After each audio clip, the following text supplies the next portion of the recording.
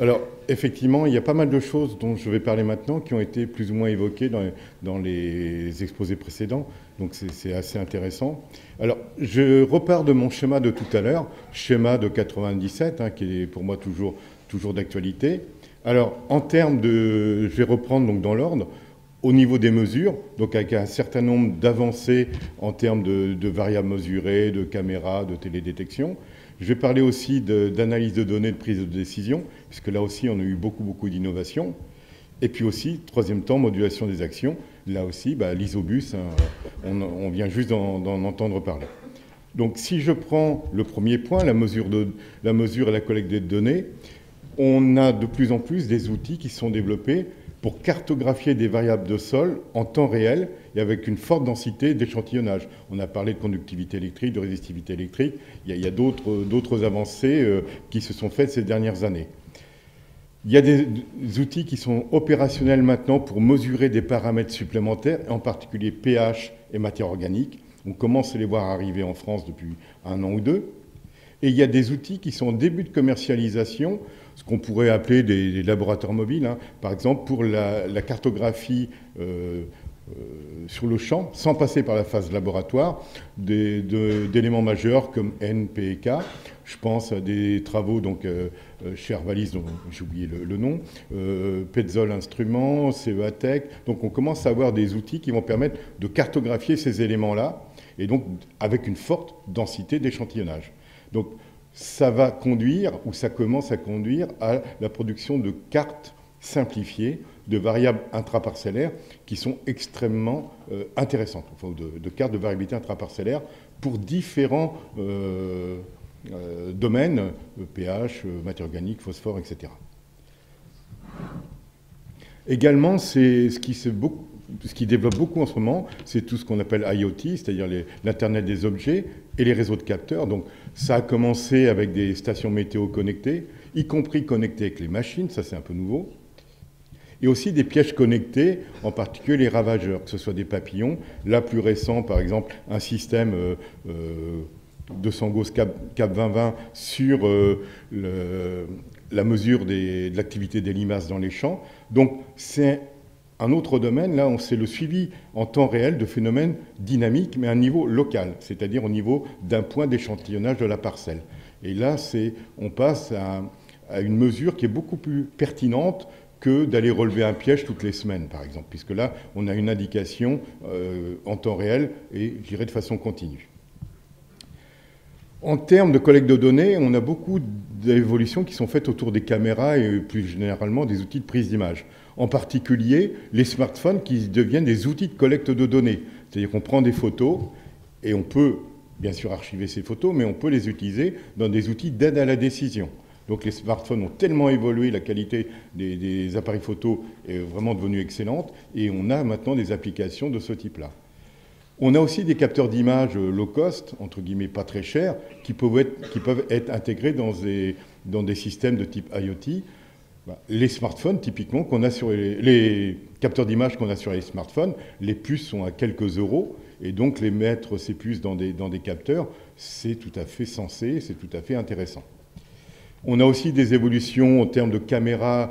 On passe du multispectral à d'autres types de caméras plus évoluées, hyperspectrales, thermiques, etc., qui vont nous donner accès à des informations de niveaux différents et très intéressantes en termes de cartographie de la variabilité intraparcellaire. Donc toujours pareil, c'est un suivi des cultures qui est simplifié et plus fréquent. La télédétection, on a vu ces dernières années l'explosion de l'offre en matière de drones. Donc beaucoup de services, beaucoup de propositions de services, etc. Donc là, maintenant, je dirais que le marché s'est un peu stabilisé autour des drones. Mais ce qui est nouveau, et quelques personnes en ont parlé, c'est l'irruption d'images de type Sentinelle 2A, 2B, c'est-à-dire en fait des images gratuites, entre guillemets, puisqu'il faut quand même les traiter un petit peu derrière, et avec une fréquence de retour élevée. Donc ça change beaucoup le modèle économique de la télédétection. C'est-à-dire qu'on peut aller maintenant sur des suivis quasiment temps réel de phénomènes dynamiques au niveau non plus local, mais au niveau global, c'est-à-dire au niveau des parcelles ou d'une petite région. Donc voilà un petit peu pour les côtés mesures. Côté analyse, prise de décision, bien là, le problème, c'est l'interopérabilité des données. C'est un problème ancien qui perdure, mais sur lequel il y a eu des avancées. Une des avancées, évidemment, c'est l'ISOBUS, la norme. Moi, j'ai participé à l'élaboration de cette norme. L'AEF, qui a contribué à sa percée, à sa mise en œuvre concrète et qui continue à œuvrer dans ce sens-là. Donc là, c'est vraiment l'interopérabilité, on va dire, machine. Il y a aussi des portails, que ce soit des portails constructeurs, John Deere, CNH, etc., qui permettent une certaine interopérabilité des données, c'est-à-dire qu'on peut donner accès à des données à des gens qui ne sont pas des clients de ces systèmes John Deere ou autres. On a aussi des velléités de développer des portails ou des plateformes d'échange de données, comme en France, API Agro, donc les instituts techniques.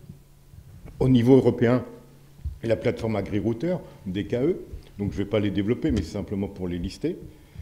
Il y a beaucoup de sociétés en Europe, sociétés, instituts de recherche, etc., qui sont dans le projet européen IOF 2020, donc un projet autour de l'Internet des objets, axé autour de l'agriculture. Et on a beaucoup de développements qui vont aller sur l'interopérabilité, en plus des aspects capteurs, évidemment. Donc, on a vraiment une amélioration sensible de l'interopérabilité tout azimut, même s'il y a encore des limites, on en parlera un peu cet après-midi. À l'inverse, je dirais un peu lié à ça, un essor de ces échanges de données, un problème nouveau qu'on n'avait pas forcément vu ou qu'on avait un peu sous-estimé à l'époque, mais qui maintenant commence à se faire jour de façon un peu prégnante, c'est le partage et ce qui va avec, la propriété des données. Comment partager les données sans que l'agriculteur soit spolié de ces données. Comment éventuellement les monétariser, ce qui n'est pas si simple que ça. Donc c'est un problème qui monte en puissance. Au niveau de l'analyse et de la prise de décision, on a aussi une évolution vers de la fusion de données, c'est-à-dire on a des fonctionnements de machines, par exemple, qui prennent en compte des données exogènes, c'est-à-dire des données sur le sol, sur la météo, on l'a un peu vu tout à l'heure, donc avec des données qui peuvent être collectées à un moment et utilisées sur les machines à un autre moment. Mais donc la machine utilise ses capteurs plus d'autres sources d'informations. Par exemple ici, alors je suis un peu dans le même groupe, eh bien c'est un désherbeur électrique, entre un système où c'est du désherbage par modulation électrique. Eh bien pour fonctionner on va dire de façon idéale, cet appareil prend en compte des capteurs de sol et la météo. Donc ce n'est pas que le capteur de la machine, il y a tout un ensemble de données qui vont permettre d'améliorer ou, on va dire, d'optimiser le fonctionnement de ce système. On a aussi la fusion de données, on va dire, hyper locales avec des données globales. Deux exemples, Bosch et IFEN d'un côté, Airbus et John Deere de l'autre. Par exemple, ici, je suis sur le système Bosch et IFEN. Vous avez un capteur hyper global, c'est-à-dire un mât sur lequel on a des capteurs météo, une caméra multispectrale, etc. On mesure des indices de végétation comme le PAR. Et à côté de ça, des images Sentinelle 2. Et donc d'un côté, vous avez ici en bas une série d'images chronologiques, quasiment une par jour, qui sont prises sur un endroit de la parcelle par ce mât, et à côté de ça, des images Sentinelle moins fréquentes, mais par fusion des deux, on arrive à faire un suivi quasiment temps réel de l'évolution de la culture et de la variabilité intraparcellaire de cette culture. Donc ça, c'est vraiment quelque chose d'assez nouveau, c'est cette association, cette fusion de données globale-locale. On a aussi les développements d'intelligence artificielle, de deep learning, par exemple, tout ce qui est reconnaissance automatique, et à partir d'un smartphone, par exemple, toujours, de mauvaises herbes, de ravageurs, de carences. Là, on a plein d'exemples, PlanteNet, Xarvio et d'autres. Des services aussi qui sont beaucoup développés. Donc, émergence de sociétés de services, à la fois en cartographie des données, en conseil. Donc, on parlera de BIAPI, par exemple, cet après-midi. Partage de machines au sens, soit on loue, on se partage entre agriculteurs, ou on a des entreprises de travaux agricoles ou des CUMA qui permettent un partage de ces machines, c'est-à-dire un partage de l'utilisation de ces machines. En termes d'action et de modulation des actions, bien évidemment, l'ISOBUS. Voici une photo que j'ai prise en 96 dans une démonstration d'agriculture de précision aux États-Unis. Vous voyez ici, en gros, un outil, une console dans le tracteur. Et plus on avait d'outils et de modulation à faire, plus on avait de consoles, avec chacune sa logique, chacune son ergonomie, des problèmes de visibilité latérale aussi, d'ergonomie parce que ça ne tombait pas sous la main forcément. Eh bien, on va dire 30 ans après, voilà ce que ça donne. Un terminal virtuel à bord du tracteur qui est positionné par rapport à un accoudoir sur lequel on a une disposition des commandes qui est assez ergonomique, même si ça reste compliqué, on est presque sur un cockpit d'Airbus, hein. Mais toujours est-il qu'on a vraiment fait un saut en termes d'ergonomie, de simplicité d'usage, etc.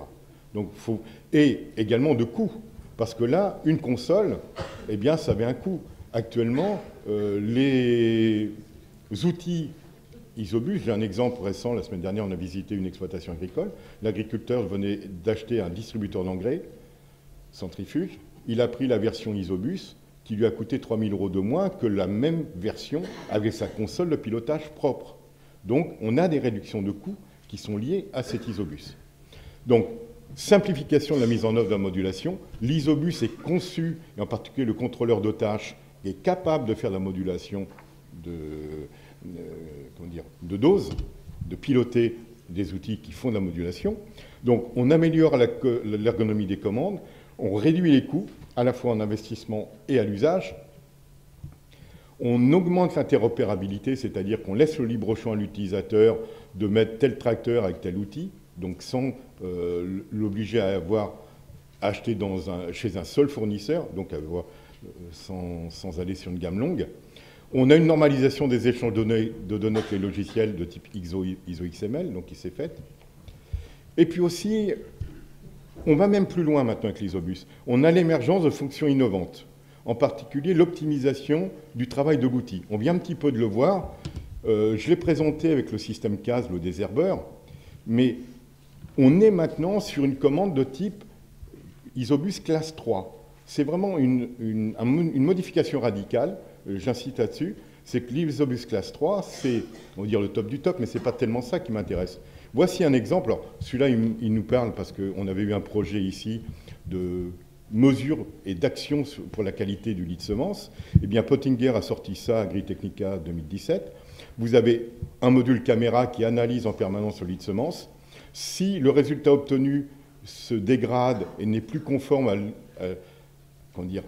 à la consigne de l'agriculteur, le système, l'ECU de l'outil, va envoyer des commandes Isobus classe 3 au tracteur pour modifier en retour des paramètres comme la vitesse d'avancement et la vitesse de prise de force. Évidemment, il faut un tracteur de type vario.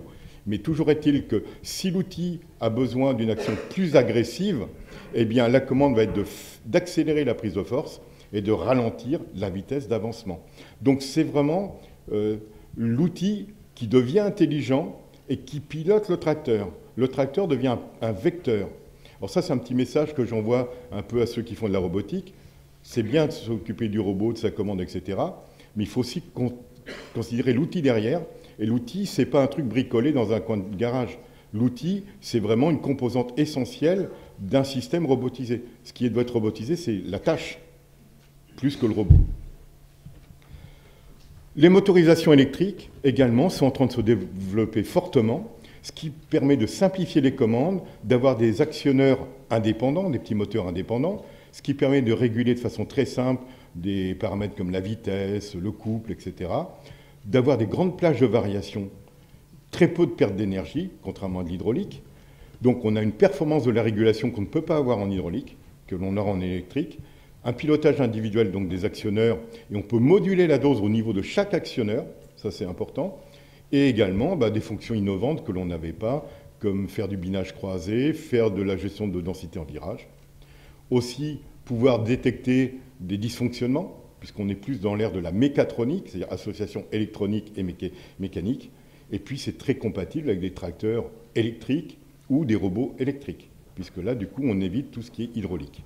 Voici un exemple, ici, de gestion d'actionneurs individuellement, ce qui permet de conserver en virage la même densité de semis entre l'intérieur et l'extérieur du virage. Alors, c'est comme tout à l'heure, hein, quand il y en a 3, il y en a 4, c'est comme les mousquetaires. Je rajoute un autre aspect qui est tout ce qui est big data et analyse agronomique approfondie. De plus en plus, on va vers de la traçabilité du retour d'expérience, en particulier avec de l'analyse de séries chronologiques de tout ce qui est cartes et données, le rendement, la biomasse, la météo, etc., et aussi de capacité d'analyse de groupe de ces cartes et de faire des essais en groupe et d'analyser ces données. Alors, il y a des outils qui deviennent extrêmement intéressants parce qu'ils sont à la fois très performants en termes d'analyse agronomique et à la fois très ergonomiques et très simples. Moi, j'ai été sidéré par la plateforme Climat qui associe ces deux aspects, puissance de calcul et simplicité d'usage. On a aussi une autre tendance, c'est un monitoring fin des cultures et la capacité de faire des bilans à la fois annuels et pluriannuels. C'est-à-dire qu'on va là aussi faire de la fusion de données de suivi de culture, donc des images de télédétection, des images locales, etc. Et également des données machines, comme les dates d'intervention, les doses et autres. L'exemple pour moi de cette évolution, eh bien, c'est le système Live End Balance d'Airbus et John Deere, où là, on va avoir, un peu comme pour le système Bosch, un suivi très poussé au niveau temporel de la culture, donc voir à la fois les prélèvements par la culture en termes d'azote, mais également, comme on a des données machines, les dates d'apport, les doses, les qualités de lisier mesurées, eh bien, également des cartes d'application. Et la balance, ça va être la soustraction entre les deux, et éventuellement croiser avec d'autres cartes comme la biomasse. Ça, c'est un élément complètement nouveau, c'est-à-dire la capacité à faire un suivi dynamique du fonctionnement de la culture. Et ce suivi dynamique permet de voir non seulement les besoins à un moment donné, ce que font des systèmes comme FarmStar, mais surtout voir à quel moment la culture va décrocher dans une zone particulière. Donc on est sur un retour d'information beaucoup plus précis que ce qu'on pouvait avoir actuellement. Donc apparition, détection des incidents de culture. On a des progrès notables en matière de capteurs et d'OAD, évidemment. Je viens un peu de le souligner. L'intelligence artificielle, le deep learning, c'est quelque chose qui va permettre d'améliorer ces outils de décision, en intégrant par exemple la reconnaissance automatique des adventices et en sélectionnant l'herbicide qui va bien, si on peut encore en utiliser. L'isobus, pour moi, est un élément essentiel pour la mise en œuvre de la modulation. Sinon, on est à des coûts qui deviennent insupportables.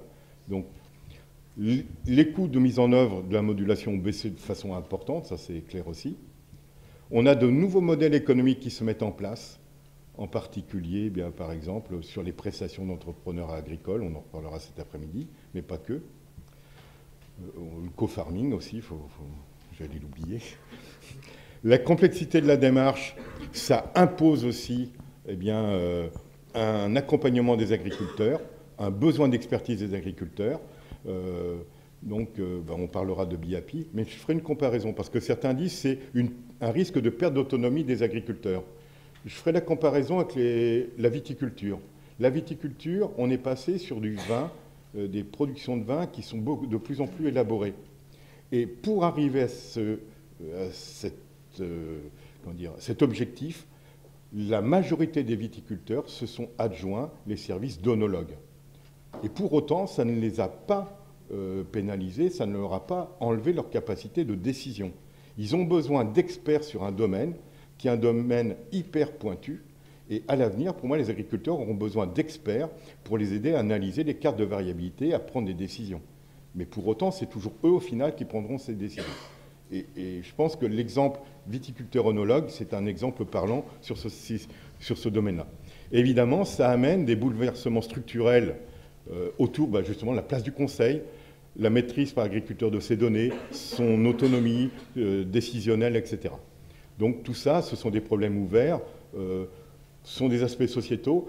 Je reviens sur un aspect sociétal que tu as cité ce matin. La modulation, l'agriculture de précision, c'est aussi un vecteur d'image positive de l'agriculture vers le grand public. On a une image qui s'est beaucoup dégradée, qui est beaucoup remise en question. À chaque niveau, quand on parle d'agriculture de précision, c'est un message qui a un caractère très positif. Et ça, pour moi, c'est aussi un aspect essentiel à souligner. Bref, En conclusion, pour moi, la modulation, c'est pas quelque chose de simple. Il y a vraiment beaucoup de boulot, de difficultés, de choses à prendre en compte, mais elle est très très souvent indispensable.